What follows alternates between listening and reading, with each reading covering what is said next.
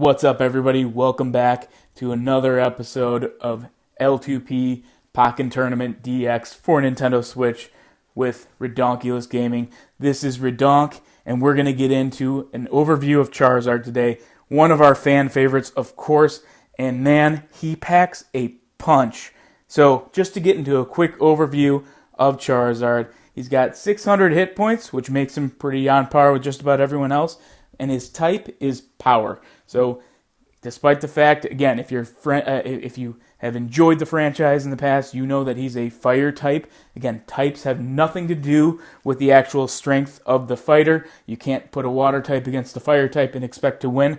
So his type, for the sake of Pokken Tournament, is Power, and he does pack a punch. So what does that mean overall? Because he is a powerful Pokemon, because he can really hit you hard and come at you really hard, he is also somewhat slower, so keep that in mind. So all that means to you in terms of his overall playstyle and ease of use is that because he is slower, you have to be a little bit more methodical. You have to plan out your attacks ahead of time. So you're going to learn how to time your grabs. You're going to breathe fire when you've got some separation, and ultimately you're going to close the gap quickly with a fire rush. And then once you are up close, you're going to grab your opponent with either a seismic toss or just the classic AY grab.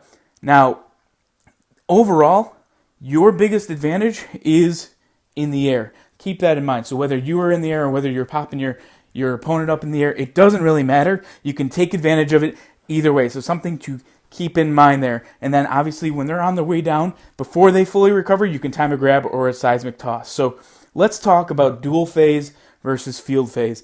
And the cool thing about this character, he's strong in really any phase. So use A to breathe fire and take advantage of enemies when they are first closing in. You can also do forward A for a quick little rush. Just be wary of faster Pokemon when you are in the field. That is their biggest advantage. And of course, the faster ones in dual phase, ultimately, there's less room for them to move around, so you kind of can get them where you want them. But go ahead and take advantage of, obviously, Charizard's air attacks and coming down either right on top of your opponent or popping your opponent up. Or if they're in the air and you're on the ground, just go ahead and hit up Y and knock them up even higher and then finish them off with a combo. So utilize your grab attack, but do not use it as a crutch. It can be countered easily, unfortunately, because it is super, super powerful with Charizard. So keep that in mind. Now, in terms of combos, we'll get into a quick rundown. The easiest one to execute is going to be a down X and then an up A. And what that's going to do is it's going to knock your opponent up with Charizard's tail. And then you're going to be able to go ahead and grab them in midair and perform a seismic toss. And honestly, this is one of the coolest moves in the game, and it's probably one of the most memorable if you were fans of the show growing up, or hey, even if you are now, right? So perform the seismic toss. It's super fun, and it's somewhat addicting. Just be careful because it can be countered.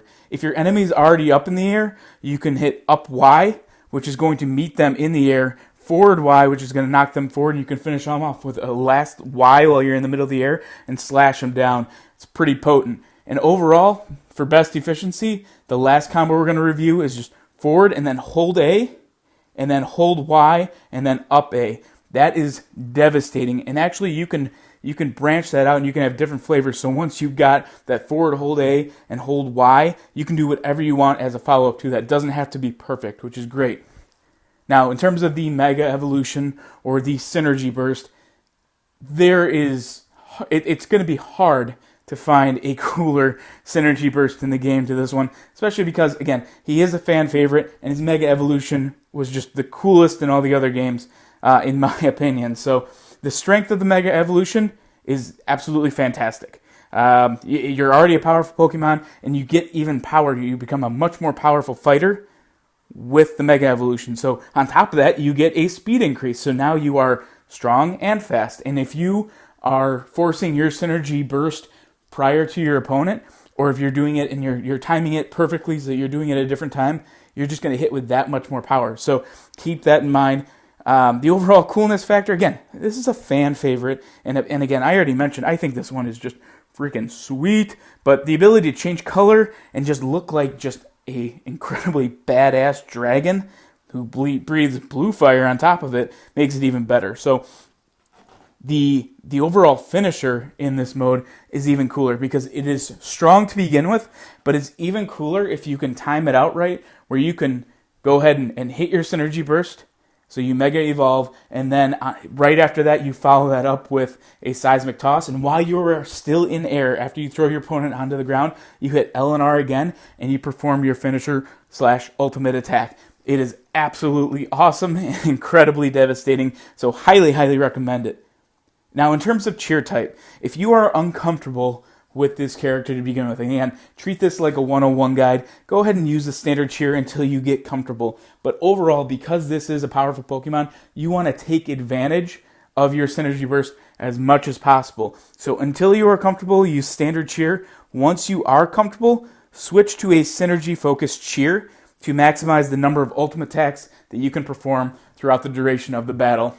The more the merrier, obviously, and hopefully you're getting at least one off per round and you're timing it exactly right.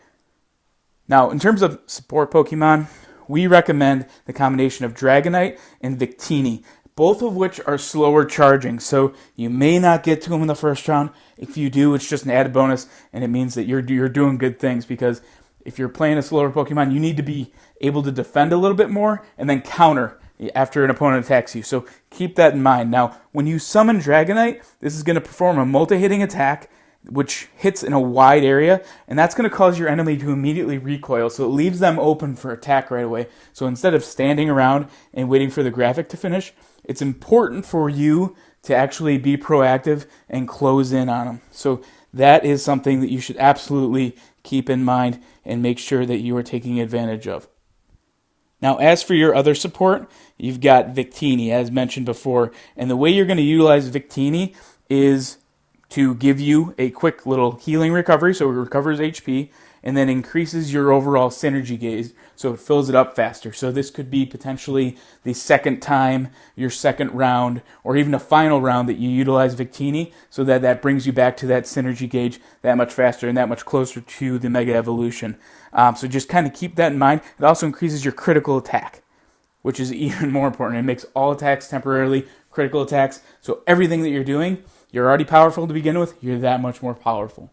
So that is Charizard in a nutshell. Hopefully you guys have enjoyed yourselves. Please make sure you hit that subscribe button at the bottom of the page and visit us at www.redonkulousgaming.com, and go ahead and give us a follow on Twitter at RedonkGaming. Thank you guys for stopping by, and until next time.